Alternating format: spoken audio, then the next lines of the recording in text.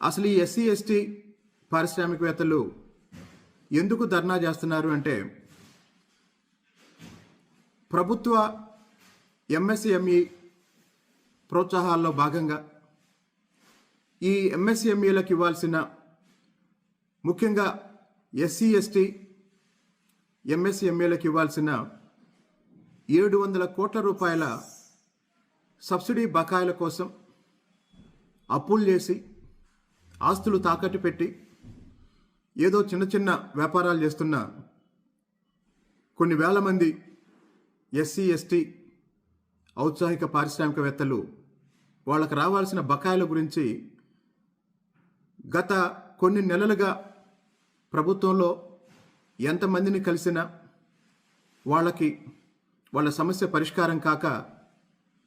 చివరికి వాళ్ళు ఏపీఐఐసి ముందు ఆందోళనకు దిగారు. ఎస్సీ ఎస్టీలకు రావాల్సిన సబ్సిడీ బకాయిలు వాళ్ళకి వెంటనే చెల్లించాలి